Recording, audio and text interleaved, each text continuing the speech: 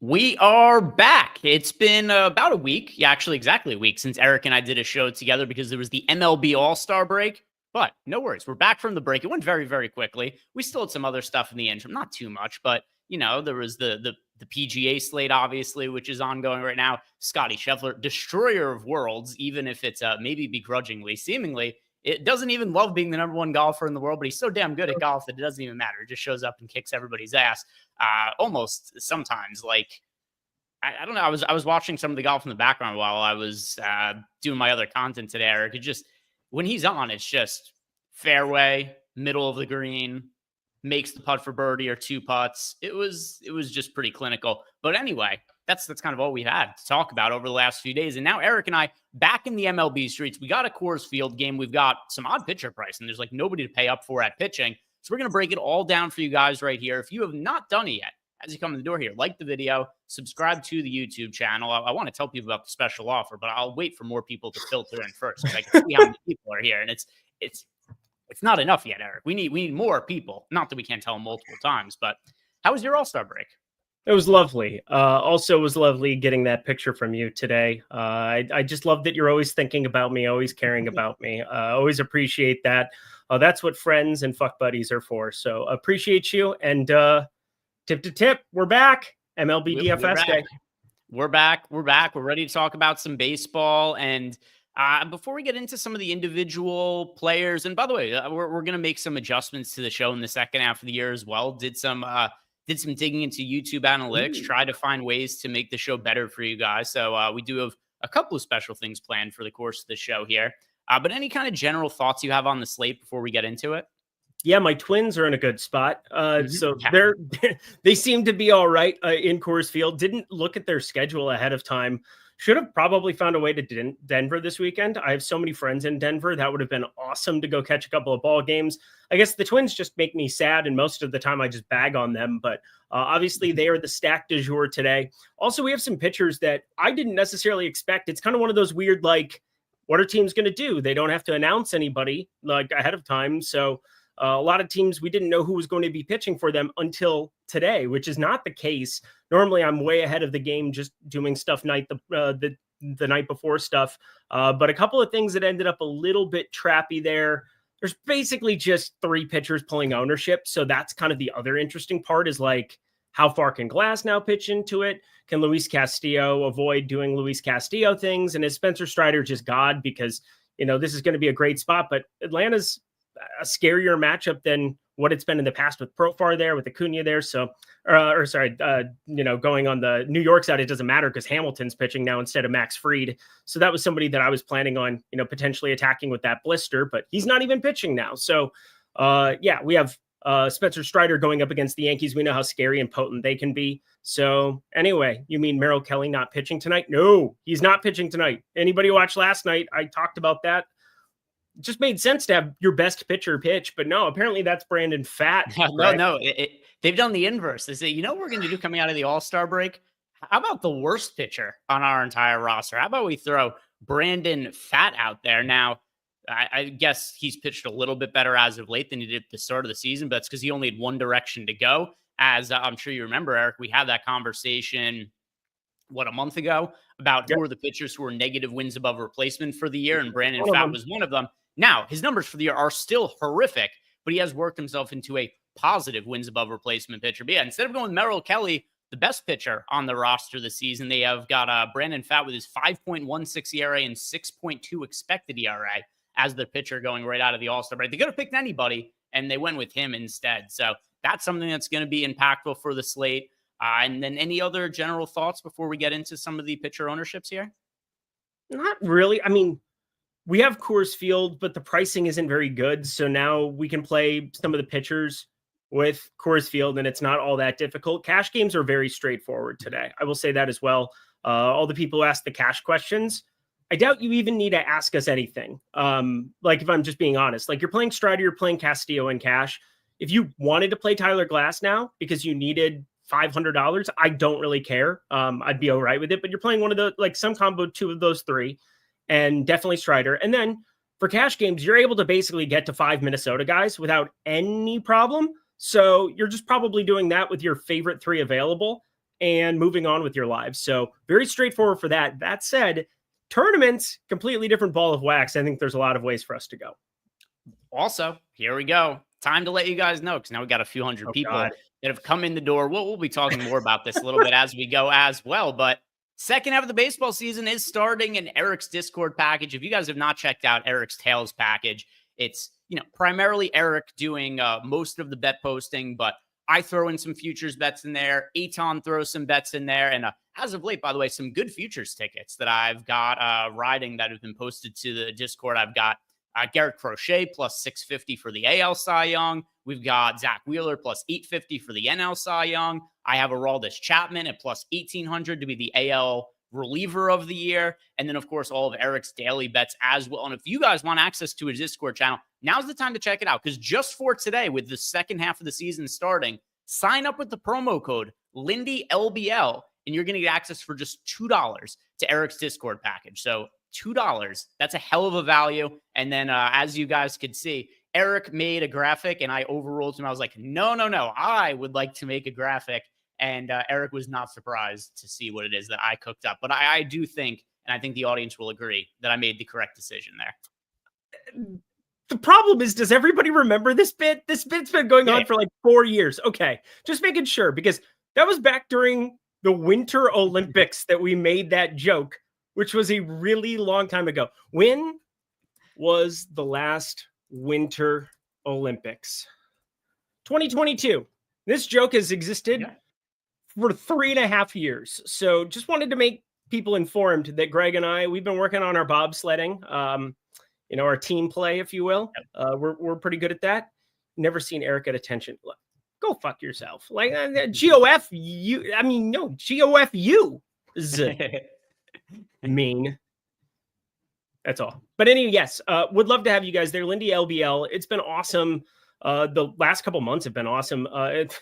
2 weeks of home run drought at the very tail end of it. We came out on the other side over the weekend, and I just hope that we can keep this May, June performance going throughout the rest of July and into August, because there's a lot of baseball between now and the NFL starting up. It's a month and a half away. NFL will be here before you know it, but a lot of time to make a lot of money before then.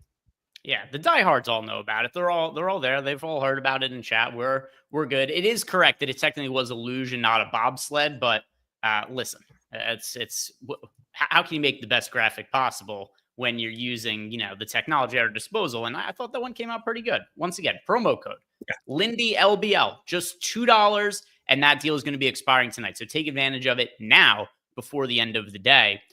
Eric, let's start talking about some of these pitchers. And it's kind of interesting because despite the size of the slate, 11 games, there aren't that many pitchers I'm enthralled with rostering. And somehow it's the first game out of the All-Star break. Teams could have pitched pretty much whoever they wanted to today. And we don't have that many good pitchers going either. There's only one pitcher on DraftKings priced over $9K. And it's Seth Lugo, of all pitchers, at $9,300. So Seth Lugo's $9,300. He's pulling 8% ownership. We got Spencer Strider, 50% owned at $9K. He's at home, but in a fairly difficult matchup against the New York Yankees.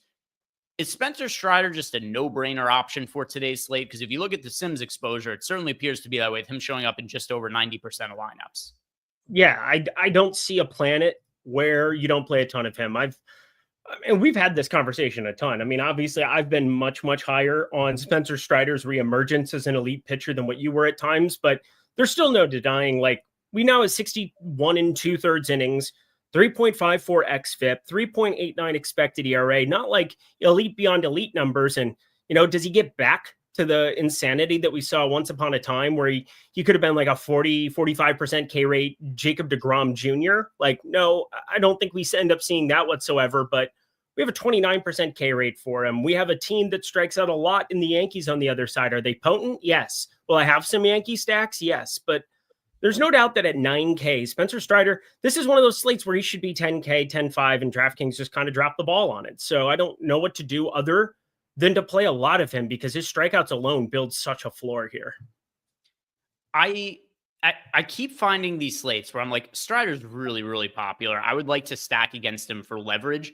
And there just aren't. I feel like this is the third or fourth slate in a row where there just aren't other options to go to on a Strider slate. So, like, if you're not pitching him, like what I'm paying up for Seth Lugo instead, sure, it's viable to have some lineups that are like a Glasnow and Luis Castillo combination, but I don't love the ownership on Luis Castillo either. So there are all kinds of sticking points that I have with the pitching options today. So I feel the same way I've felt with a couple of other of these Strider slates. It's viable to take a couple of leverage stacks against him, but by default, he's going to end up being my highest owned starting pitcher by a mile because there's not a reasonable pivot point off of him. Like I don't want to play Seth Lugo at $9,300.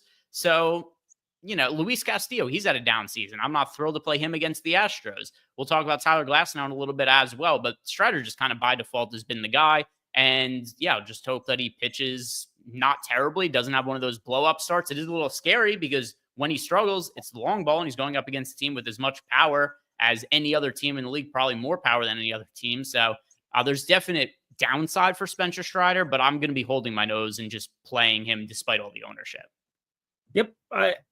90%. I mean, is that kind of what everybody's getting in The Sims? It's what I'm getting in The Sims. It's what Greg's getting on the screen.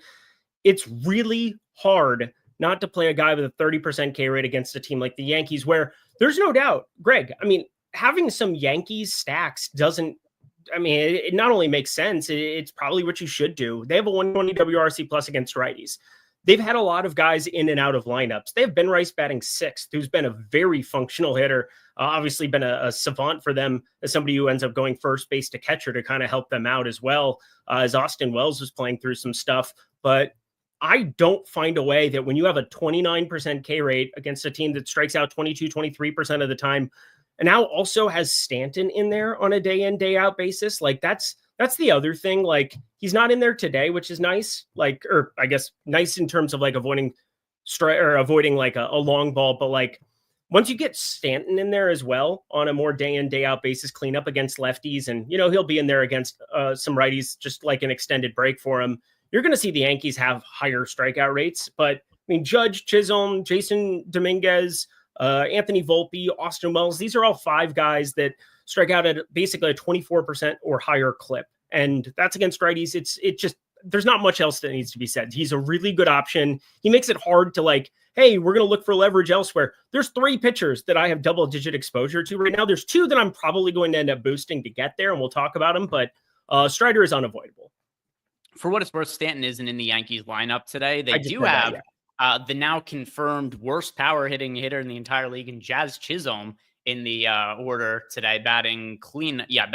Think about this. What if he homers today, coming off of 3 home runs and batting practice in the same stadium? Like that would be the most baseball thing that's ever happened. It would be pretty funny. It was a poor showing in the home run derby.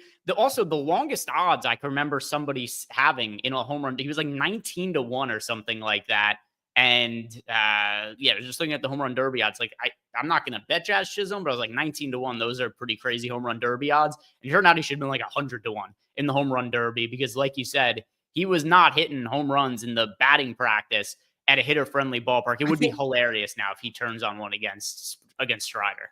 I think from now on, if we hear somebody say that they're going to be 70%, like they're going to give it 70% in a home run derby, we should probably go to NoVig or Profit X and be the book. Like we should probably allow people to put whatever they want on a guy who literally says, hey, I'm only going to go try 70% of the time. He's not Scotty Scheffler. Like Scotty Scheffler could try 70% and still probably win golf tournaments, but like that's not going to work in a home run derby against a family of Raleighs. Just throwing it out there.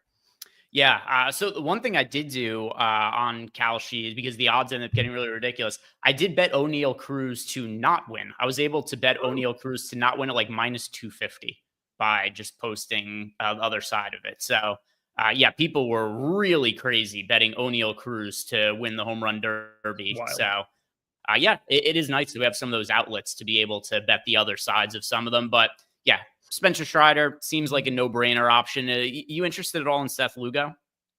A little bit. So I said there are two guys that I'm interested in. This is definitely one of them. I think it's a great ballpark to be pitching in, obviously. And I think that Seth Lugo's strikeout stuff has been better than expected at times this season, sitting right around 22%. So it's not going to blow you away. But there are strikeouts. Kyle Stowers batting fifth. There is Graham Pauley, whatever that is. There's just a number of different pieces in Miami that are targetable.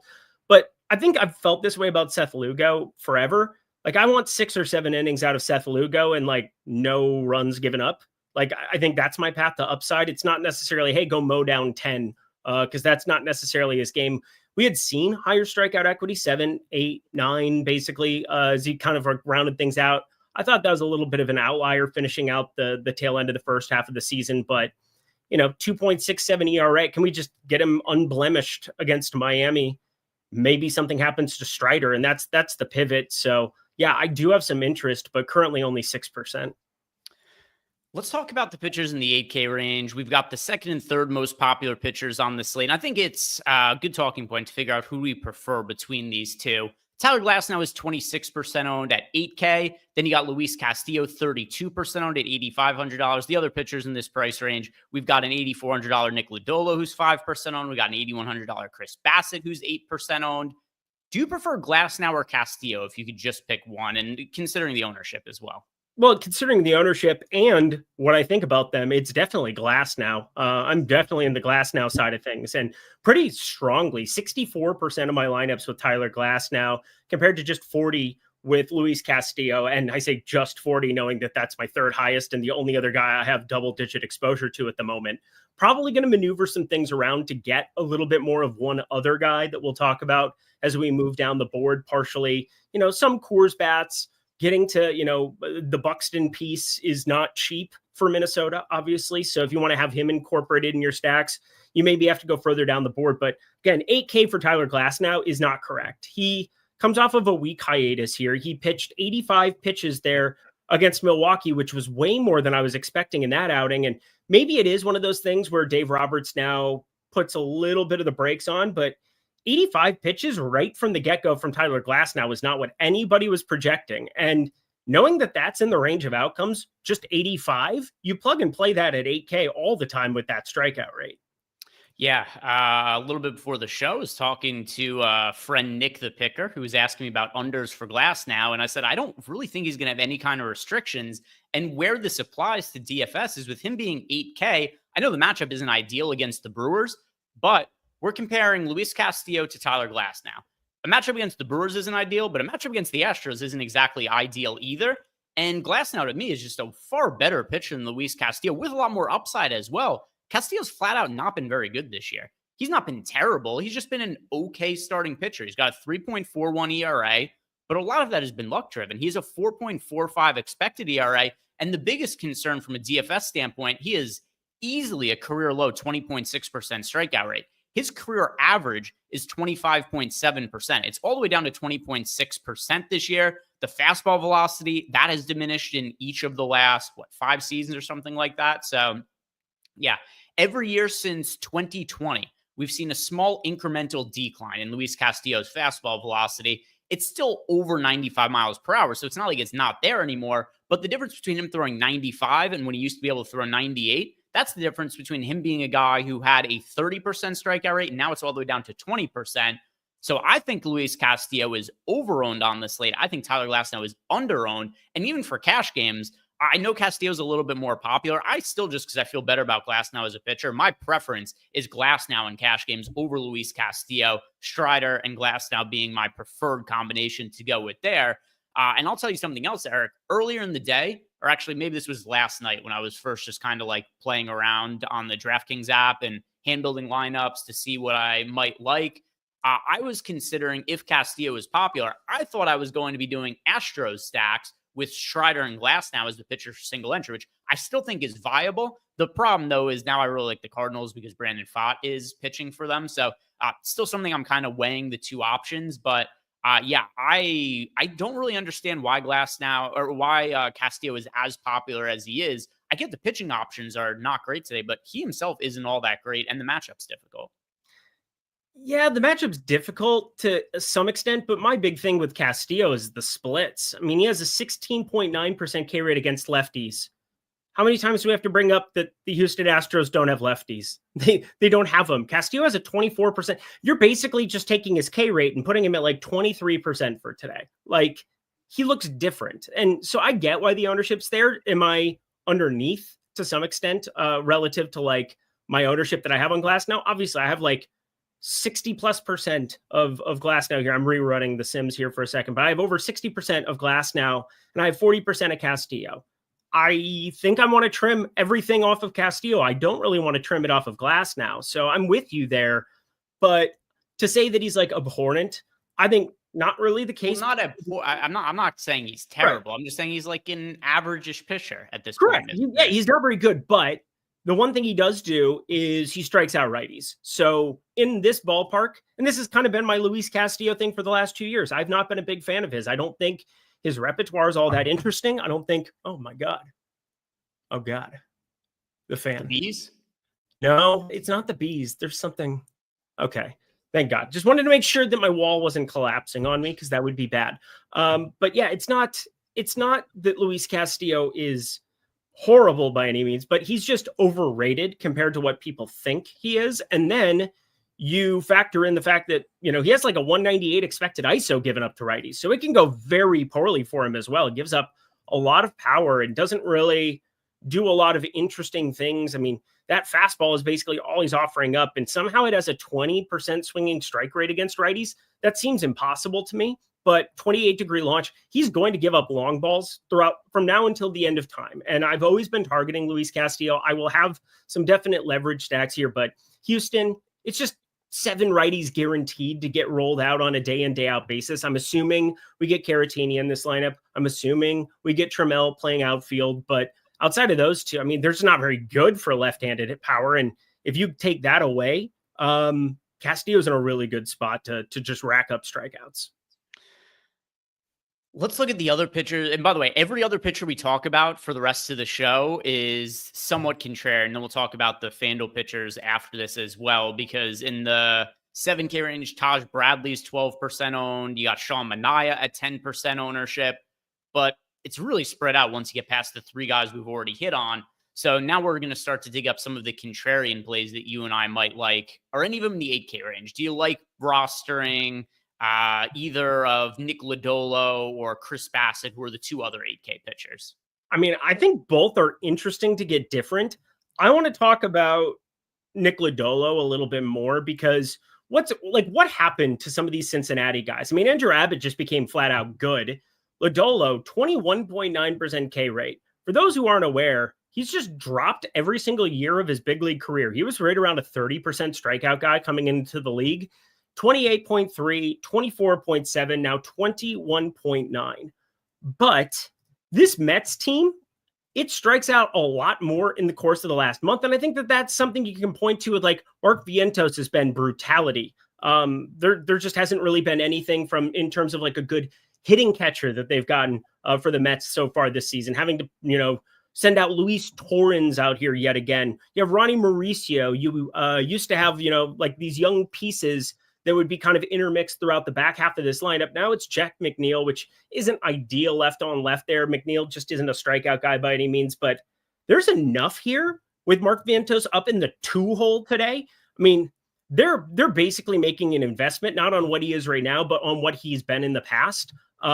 Because there's just no reason you'd look at his profile and think, oh yeah, we need to have a 24.5% K rate Mark Vientos up there, DHing batting second today, based on like 293 xWOBA, 241 expected batting average.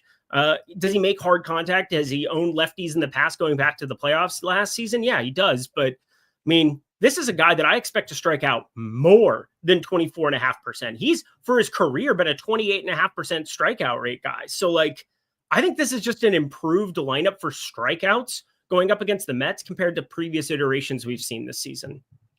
I think Lodolo is viable from a standpoint of he's better than Luis Castillo. The matchup is probably comparable-ish. And then he's so much lower owned. You know, I still also don't love the matchup. I do agree with you. I think strikeout rate should rebound in the second half of the year. 22% for the season, but 26% for his career. It's just in the interest of trying to find some individual contrarian pitchers we could roster. I think Lodolo is one of them on the short list that we could definitely consider. 7K price range. Is there anybody that you were liking to be contrarian with who is in the 7K range? And, you know, now we're starting to encompass, like, I don't know, what is this, 60% of the pitchers on the slate or something? Yeah, I mean, Reese Olson, okay. He's kind of been getting by as far as like avoiding the long ball. I don't know how it's happened. He even avoided it last time out, even in a bad outing against Tampa Bay. Do you know how many home runs he's allowed on the entire season? And how many innings does he have? He's got a lot of innings. I just want to point it out. Where is Reese Olson's innings count? There we go. All right. I want you to guess how many home runs Reese Olson has given up in 58 innings pitched this season. Well, it's not a lot of innings. It's not an insignificant amount, but it's not a ton either. I know he's a high ground ball pitcher, so he's probably not allowing too many. So what? So 58 innings is probably like 10-ish starts or something. 3 homers. It's the exact number, you asshole. Yeah, 3 homers. He's giving up 3 homers. I'm just saying that's wild for Reese Olson, who's not some ground ball pitcher by any means. He's not like an extreme ground ball pitcher. And this is a Texas team. Adolis Garcia's been reverse splitsy over a 700 OPS this season, 19-degree launch angle. He's set up. I did bet him to homer yesterday. He's, since come crashing down from like the plus 700 it was at yesterday. Corey Seager's up there. He's not striking out like at all this year. Wyatt Langford's been brutality, but I expect him to kind of be better. Hopefully that week off helped his hip and he's good to go, because when I hip, you hip, we hip. And Reese Olson overall, 45% hard hit, 11.5-degree launch angle. I expect him to give up more homers going forward, but Arlington is a decent pitcher's park. Like it's just routinely, it's not the old Arlington, we'll put it that way. Is it positive? No, it's more neutral, but leans slightly towards pitchers. And I think Reese Olson is a good pitcher who just in the 7K range, if you're trying to get different. Taj Bradley's in a scary spot, man. That ballpark always freaks me out. Yeah, this comment just made me laugh because Tom Olson, who is biased towards players who have the same last name as him, had to take care. Because Reese Olson is just super good. Should be 0 home runs against him. Just got unlucky. Just because he's your fucking brother or something. Yeah. One quick thing here too, James, just because I had a general thought on this. Thoughts on the Lowry penalty. It's the right implementation. I don't know if you saw this, Eric. It's the right implementation of the rule. Like it was very obvious he did. I was thinking about this though also. It's kind of unfair because Shane Lowry, because he's good and because he's playing the Scotty Scheffler, is going to be on TV a lot. That never gets caught if it's not on TV. So there is a 0% chance Haotong Lee is getting called for that penalty today, even if it happens, because he is not going to be under the same scrutiny. It was really unfortunate. It's kind of a dumb rule. There should be a little bit more common sense applied to it. But based on what the rule is, it's also a no-brainer call. He very clearly moved it. There's probably like 15 people who are watching that even know what it is that I'm referencing right here. You kind of have to make the call, but I also think it's unfair. And it's also just by default of how it's enforced, because he happened to be on the broadcast. It's only going to happen to prominent players to get that penalty called on them. So it's impossible to enforce it equally across all players. That's why I think it should change. Yeah, I've played serious tournament golf since I was 10 years old. And if you do something wrong, your conscience tells you you did something wrong and you have to say something about it. Obviously, that wasn't the case here. So like Shane Lowry, he didn't see it. It's imperceptible to him. You're like taking your club, tapping it down behind the ball, trying to see kind of the way that the lie is going to react. You're judging the lie. You're trying to figure out which club, whether it's going to jump or not. And he doesn't notice it. And yeah, it's really, really unfortunate. It's the same thing that happened to anybody who was playing with Tiger back in the day. It was just like, oh shit. Well, now the TV, the cameras are so good. We're going to start picking stuff up. And, there are so many times that it'd just be like, yeah, it's really, really unfair because, the guy who's in dead last teeing off, on Sunday, who, is 12 back and shoots some career number and finds a way elevated up there would have a completely different ruling on that because it wouldn't exist as opposed to somebody else. But yeah, it was the right implementation. It comes down to like, the rules, and there are times that stuff like this is just going to happen out in the wild. It's unfortunate because I don't think Shane Lowry felt like he did anything wrong, but it's the rules. The rules are the rules. And, if we want to play golf, we have to abide by them. Yeah, I just think the rules have to be, I don't know exactly how you do it, but they probably need to be tweaked some way. Slope. It's a steep slope because you say this and then it's like, oh, well, same circumstance happened to me. And I didn't think that it happened. You're going to get the Patrick Reeds of the world who try to abuse the rules rather than implement them for the correct usage. So that's my actual worry about it. Yeah. Well, anyway, back to baseball. So one pitcher for me that I have interest in as a contrarian option in the 7K range, Eric, is Charlie Morton. Solely because if you look at all of the not so great pitchers that we have in this price range, I try to figure out, all right, if we're going to be contrarian and I want to take a shot on somebody, I want it to at least be somebody who I know that his best case scenario is a really high ceiling. And Charlie Morton still, despite being a gazillion years old, he could generate strikeouts. People don't know that Charlie Morton's the only active baseball player who's older than EMAC. And it's true. He is, I believe, Charlie Morton just had his 71st birthday. And if you look at some of the numbers he's had for the season, he has had some bit of bad luck because he's got the ERA over 5, but his expected ERA, his FIP, his xFIP, it's all in the low 4s range. So there's been some bad luck that's gone his way. But when he's had good outings, he could still generate swing and misses. His strikeout rate is 23%, but we've seen the 10 strikeout performances from him, the 8 strikeout performances from him. So it's not that I have the utmost confidence in him, but I do feel pretty good that he has more upside than most of the other pitchers in the 7K range should he have his A game today. I would agree with that portion of it. I think if he has his A game on, he is proven to be somebody who can generate strikeouts. I think he's pitched a little over his head over the course of the last month and a half. And I think that that's starting to show up. I think also what happened is we were getting, it's a primary curveball pitcher. I mean, this is just one of those things. You have a good feel for the curveball. I mean, look at this. 43 curveballs in his last outing here before the break on, actually it was 2 before. July 4th is the one I've got pulled up against Atlanta. 43 curveballs, 32 four-seamers.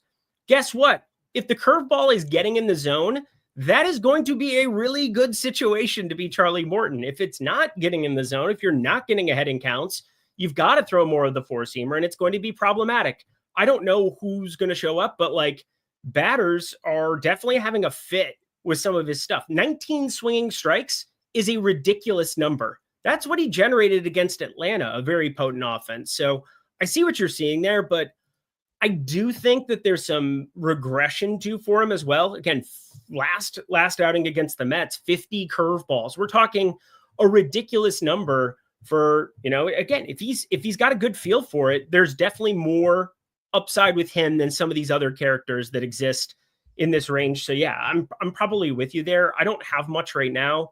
I do expect negative regression coming for him, but hey, if that's not today, that'd be pretty good to be rostering him.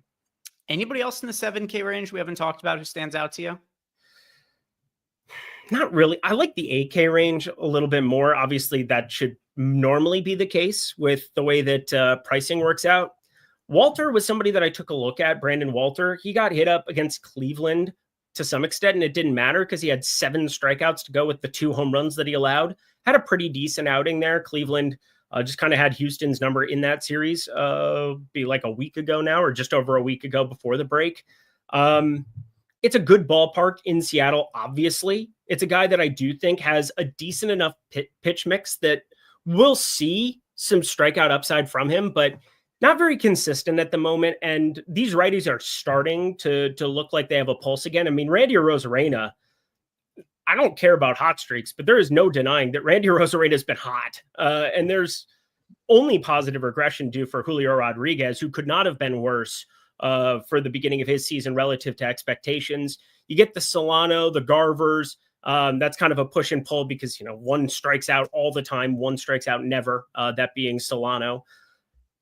I think it's an okay spot to maybe fire up a little bit, but with Houston having their entire bullpen intact coming out of the break, like every team does, it's kind of terrifying because Houston is so good in that department. That's the strong point of this team. So get 5 clean innings out of Walter, get him out of there, and just turn it over to your guys because they are the best in the league. One other pitcher I like in the 7K range is Taj Bradley. I've been really confused by his strikeout rate this year. His rookie year was 28%. Last year was 27%. This year it's down to 20%. He's still a very, very talented pitcher, but the results have definitely been not as good this year with less swing and miss stuff. But honestly, we're really thin on pitching, and he's this cheap. What is it, $7,200? Yeah, I'm willing to take some shots on a talented young pitcher, only 24 years old, one of the top pitching prospects in baseball a couple of years ago. I think there's a chance the strikeout stuff comes back in the second half of the season. So I'm willing to take shots on him as well in the 7K range. Anybody you're looking to punt with today? And then we'll talk about the FanDuel pitching options in a second. Not really. I mean, the Sims are kind of giving me a little bit of like 2% of or no, where did it go? Nope, not really punting with anybody. Justin Verlander, I have 1% of. Kyle Freeland, I have 1% of. That is like pure beyond belief looking for leverage, but I basically have 0 of the Sandy Alcantara piece. I just don't know does Miami want him to go beyond 6? Because if he can't go beyond 6, there's just no upside against Kansas City for him. Like just 0 upside for Sandy against Kansas City. I think he's a better option than any of the other cheap pitchers. And, 6K, especially when he's at home against the Royals. If you were in a spot where you absolutely needed to save money to pay up for Coors Field or just to be contrarian, like if you, for whatever reason, need to roster a pitcher in the 6K range, he's very clearly the option to me, but it's not really a strong vote of confidence. He's just Nolan Gorman scratched. That's silly. Oh, I'm pretty sure that. Oh yeah, I'm gonna have to do some updates for that. All right. Yeah, big time. You're single entry potentially.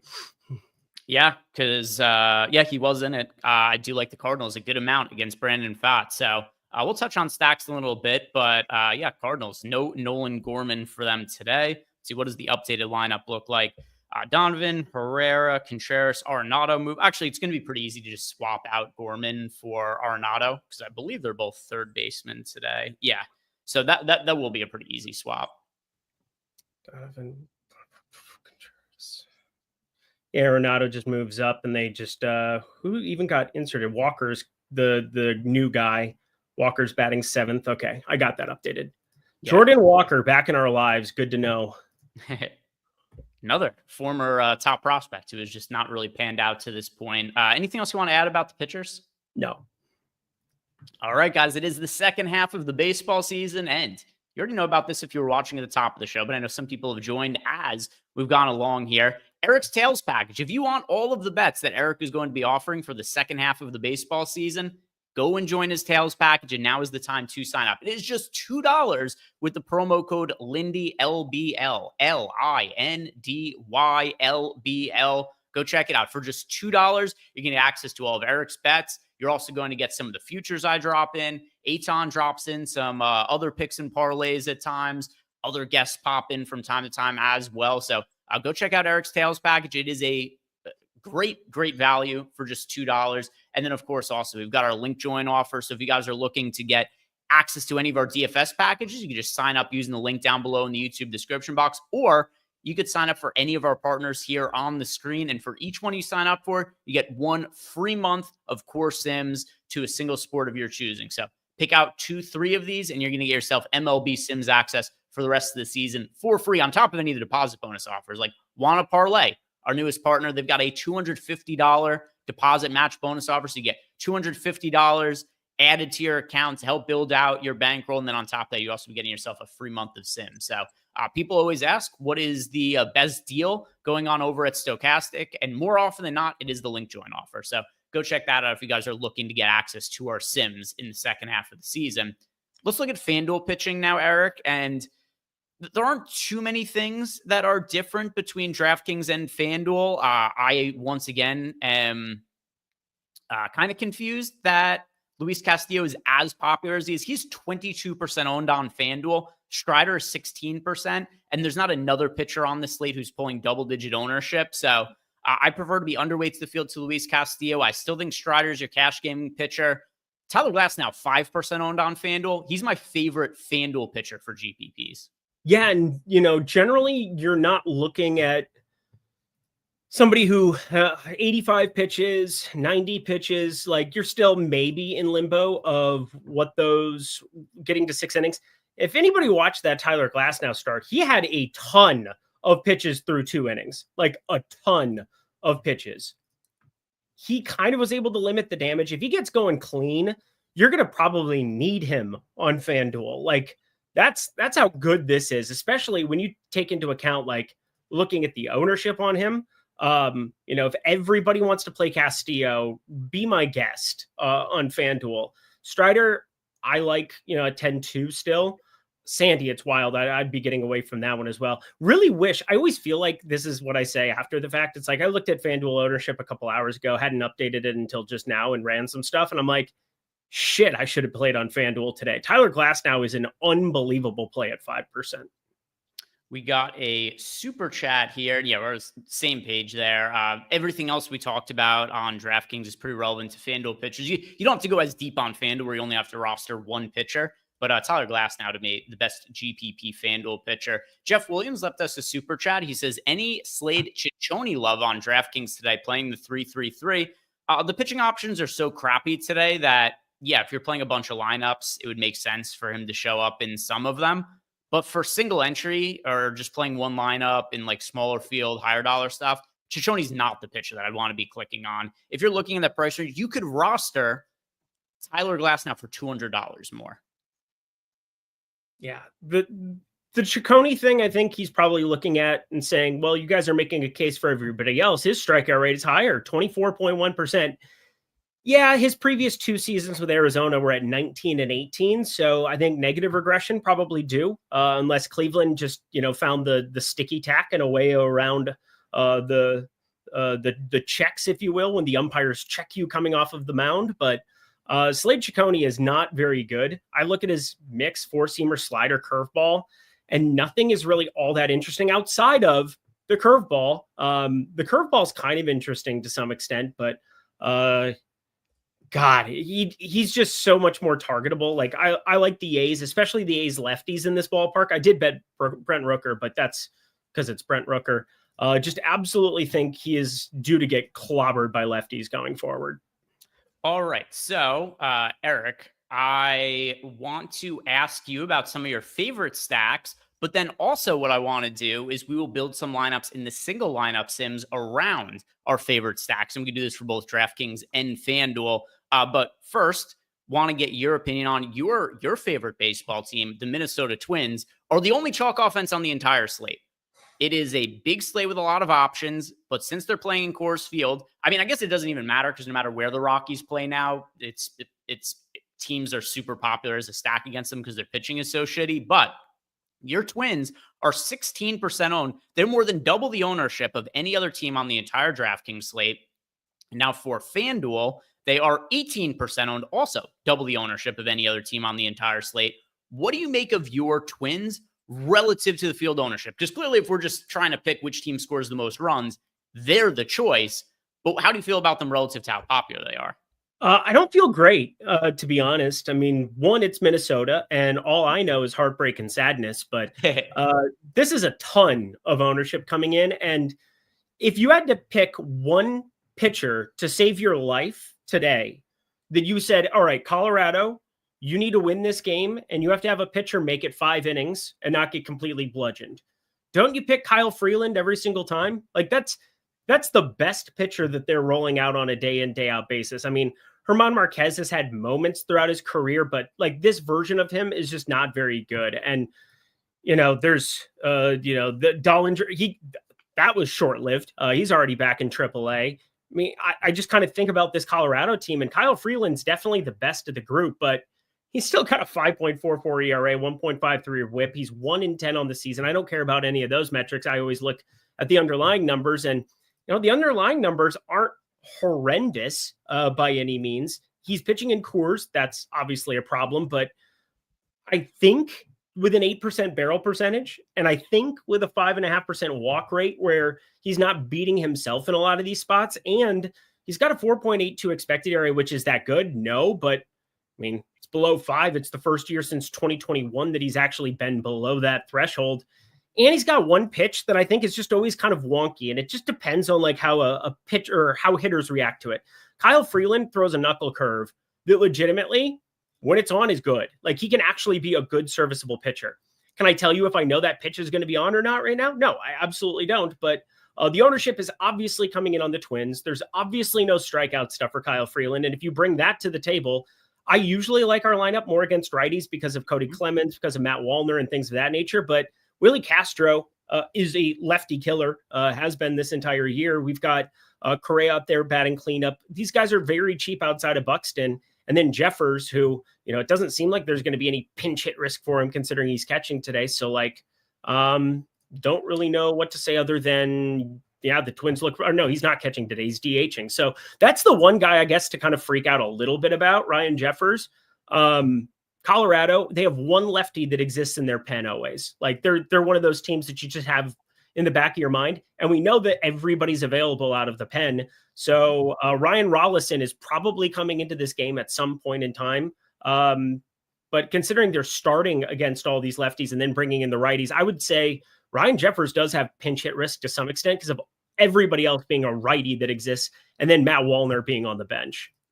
Yeah, so I mean, clearly it's a viable stack. I don't want to play them in single entry where they're going to be crazy popular. For large field GPPs, I like them, just not as much as the field. And that's Agreed. Pretty much what I'm seeing when I run everything through the Sims. I get them about half as much as what their projected ownership is. So is it a team to play? Yes. Is it a team I want 16 to 18% exposure to, like the field is doing on DraftKings and FanDuel? No, not quite. So Twins look good, but I'll be underweight to the field too if I have to choose here. Like what's the right percentage? Probably somewhere in the neighborhood of like 8 to 10% is what I think makes the most sense for the Minnesota Twins. So with that aside, you and I both think Twins are viable, but not necessarily our favorite stack. Who is your one favorite stack to be playing in tournaments today relative to their ownership?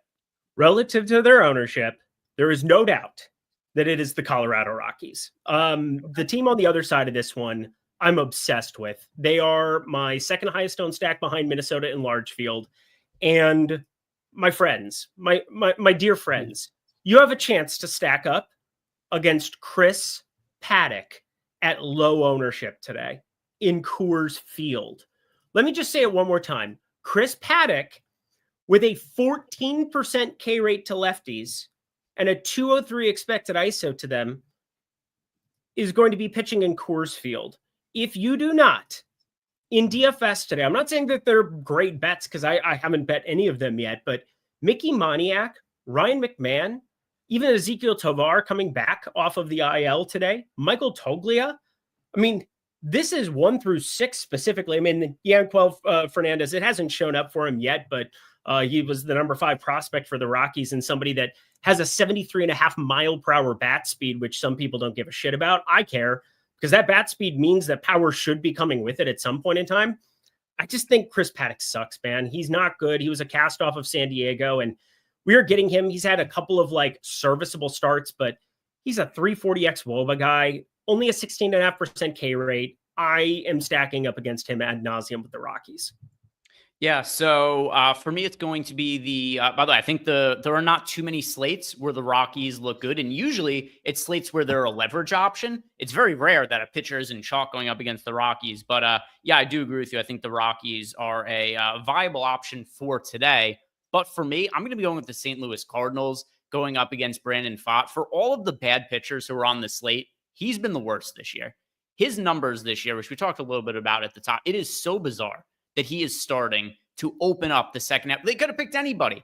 Pfaadt is a 5.16 ERA, a 6.2 expected ERA. His strikeouts are way down this year. His home run rate is way up. He's got a 15.6% home run to fly ball rate. Strikeout rate sub 20%.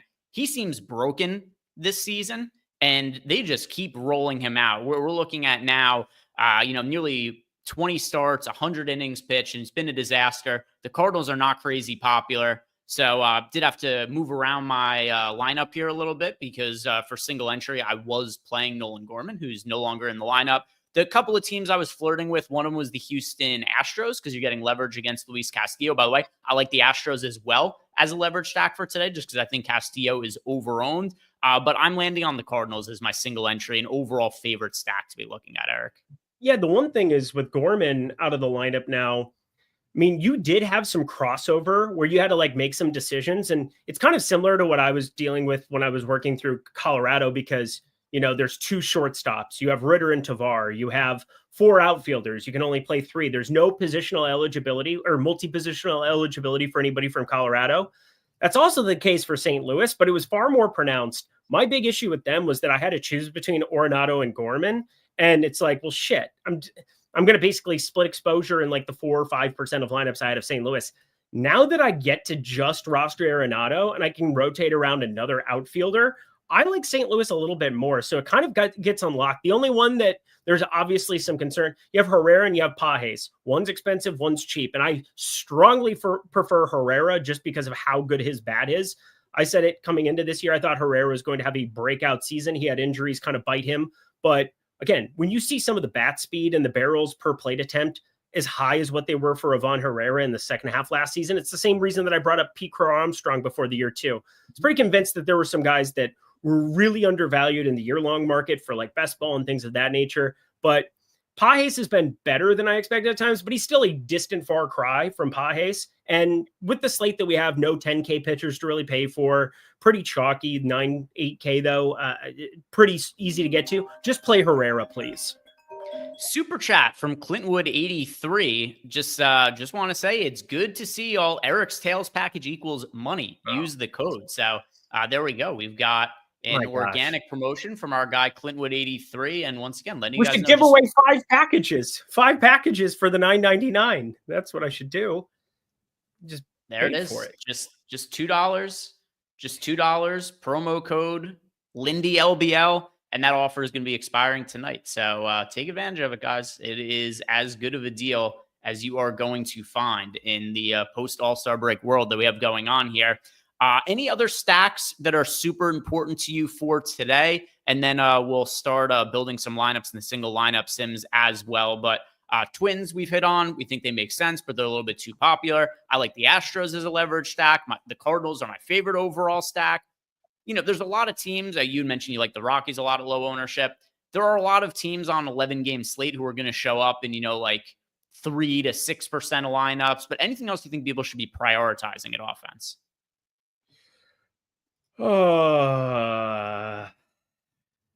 Prioritizing the Dodgers. Okay. The Dodgers look fantastic. You're going to get son of a priest to me. That's always a good thing to be targeting. Colorado, obviously, we talked about. Minnesota, you could prioritize them, obviously. Let's bring up the AAA ballpark as well. Tampa Bay against Charlie Morton. You brought up the Charlie Morton case, but you're getting Brandon Lau back in that lineup. Looks different with Brandon Lau in it. Tampa Bay, no multi-positional eligibility on that entire team. I toyed with them a little bit for single entry earlier in the day. Decided not to roll with them. Ended up going with the Colorado side of things and, playing one big lineup, playing 150 then as well, just because it's the first day back. You can't not do it. The Athletics, I think, are probably interesting too. We brought Slade Ciccone up. He does not look good against lefties in any way, shape, or form, and confirmed there's a lot of Athletics. Even the righties, obviously, we know that they have power, but against lefties, Slade Ciccone, 239 expected ISO. He has a 203 expected ISO against righties. It's just, it's a ballpark in progressive that plays up for lefty power. So Lawrence Butler, I'm prioritizing him. I'm prioritizing Nick Kurtz, who is the second coming of Christ. Christ Kurtz, if you will. We've got Soderstrom, who's starting to look alive again. Like, there's lots of really good pieces, I think, from the athletic side of things as well.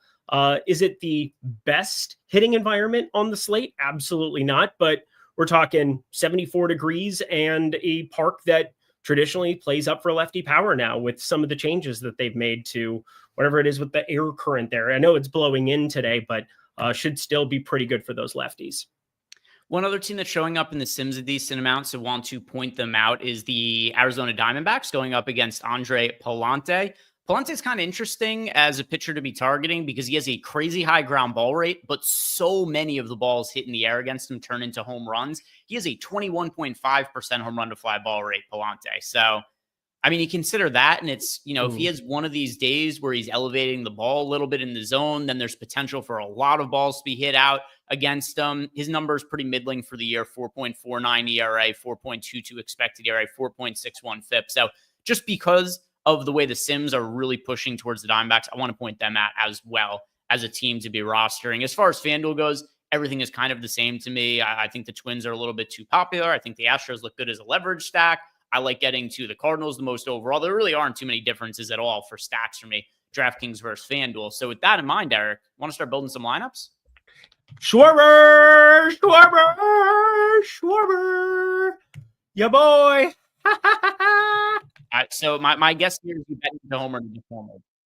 I did. Is that a fair guess? I got it at plus 410 on NoVig because I'm sharp like that. And they didn't announce that it was going to be. Everybody was priced as though that they were 100% going to go up against what's his face, ground ball extraordinaire righty for LA, who still gets hit up anyway. What's his face? Blanking. I didn't look at the early slate at all. Who just died last time out for Soriano. I thought you were going to say the lady who sung the Pretty Little Lady song. She just died. No. First ever woman to have a #1 ranked Billboard song. Oh, that's fantastic. That's sad now. Yeah. Now I feel bad. I'm a terrible person. It's fine. Do you have a follow-up to your Kyle Schwarber thing? You just sung his name and then you said he was plus 410 on NoVig.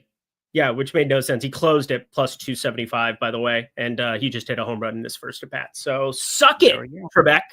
There we go. Yeah, if the game isn't on the DFS slate, there's a pretty good chance I didn't end up looking at it at all. But let's build some lineups here, Eric. And I want to know from you, what do you want to pick? What should we stack first? And we'll go back and forth. We'll build some DraftKings lineups. We'll build some FanDuel lineups. Something we used to do on the show back in the day is we would build lineups in the lineup generator.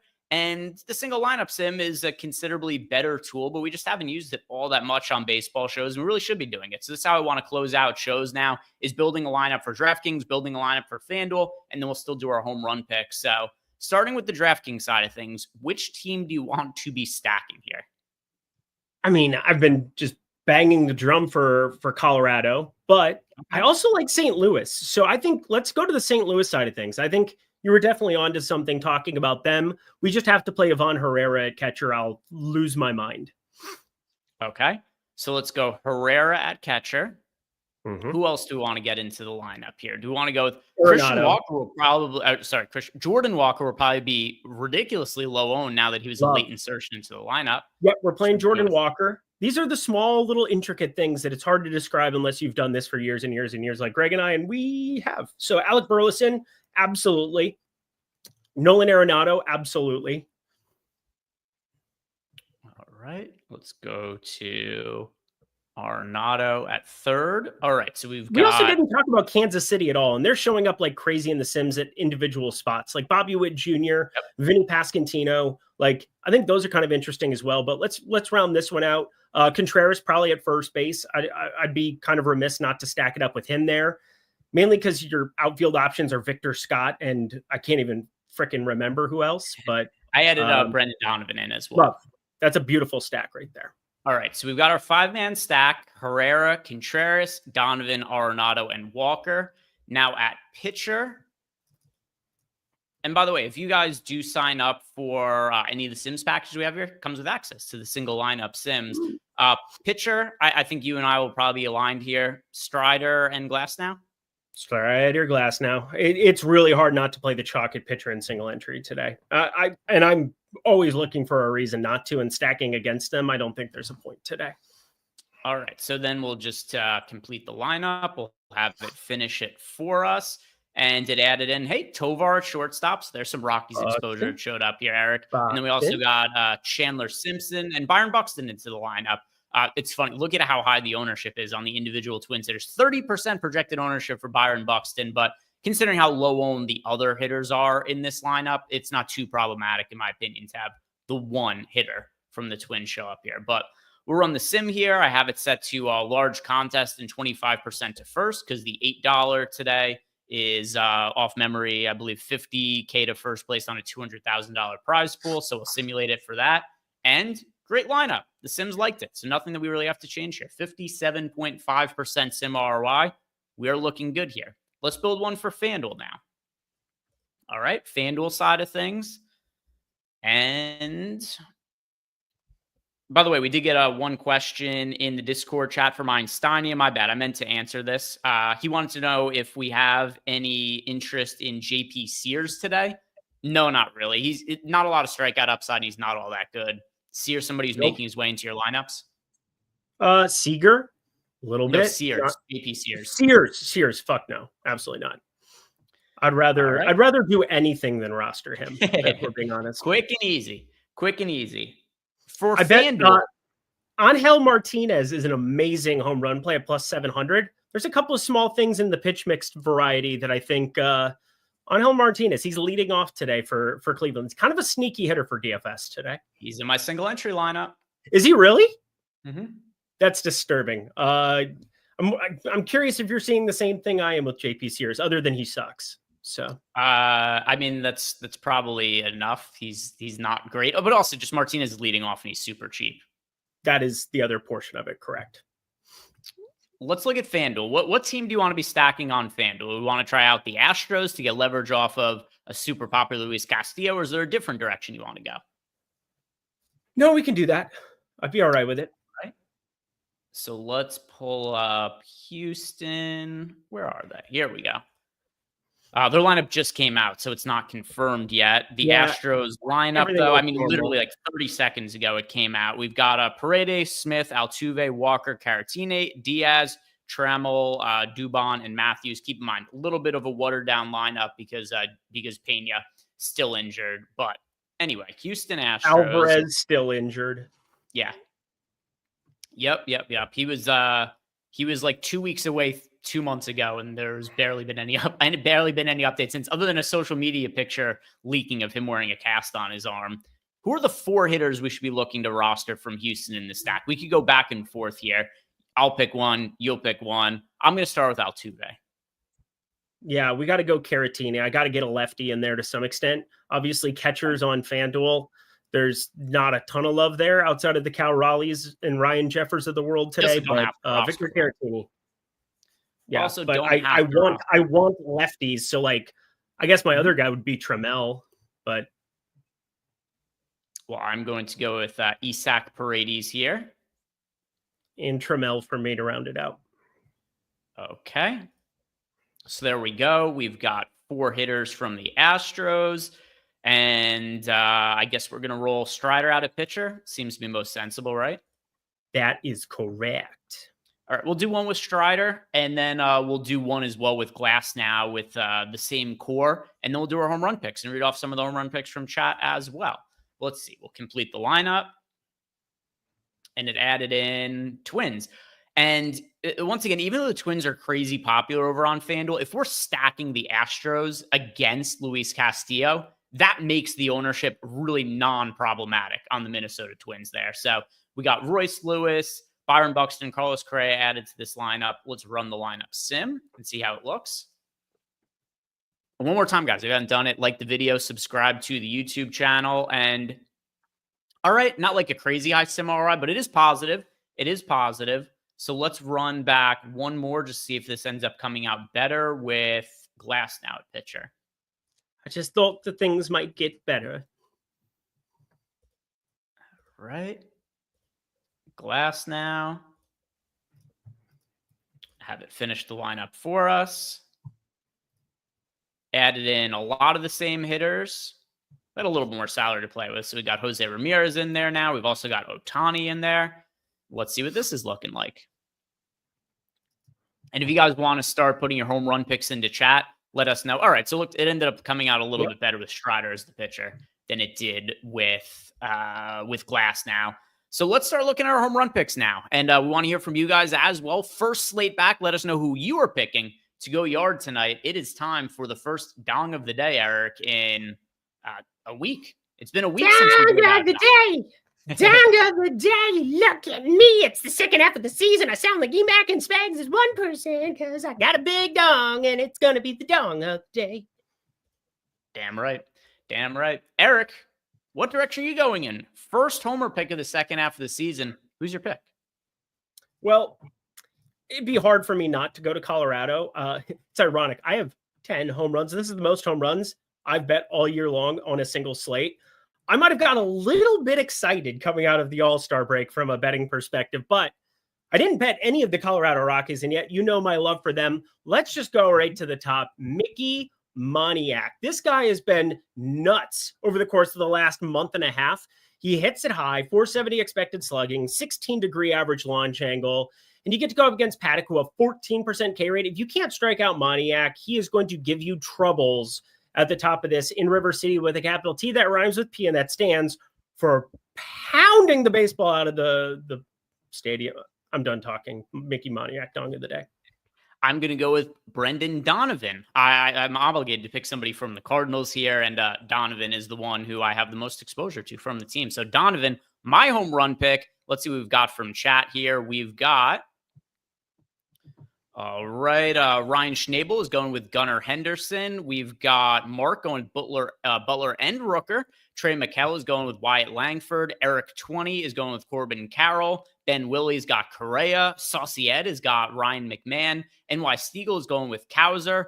Plan B smoothies, Lindor, Buxton, and Arozarena. Duckman is going with Jose Altuve. We've got Chunk the Deuces going with Adolis Garcia. Chris Albert's got McMahon. Brian Weddle's got Burleson. We've got from Casey Leatherwood, Butler, and Caminero. Sotex is going with Vlad. Tom Olson is going with Matt Olson. Andy Pilon has got Gunnar Henderson and Harrison Bader. Ricardo Nelson has got Mark Ventos. We've got Vlad as well from Jay. Reg Kell has got Ryan O'Hearn. Flim Flam Man's got Corbin Carroll. Junior Whopper's got Mauricio Dubon. Daryl Smith is Jose Ramirez. Then we've got it can't be Kyle Schwarber now. What are we doing here? That's just cheating. That's cheating. No cheating right here. We've got, Io Kimber. I feel confident in that pick.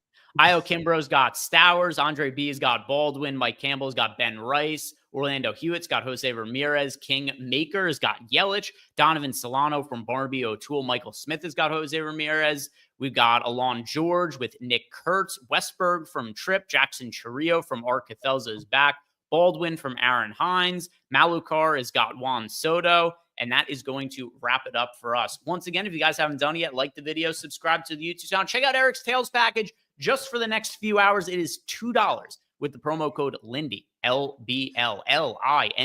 That also means beautiful in Spanish. And then LBL, it's a beautiful deal, guys. Go and check it out. Just $2. It is going to be the best value you can get. It is going to easily pay itself off. So go check that out. Get access to Eric's Tail. Go hang out with Eric in Discord.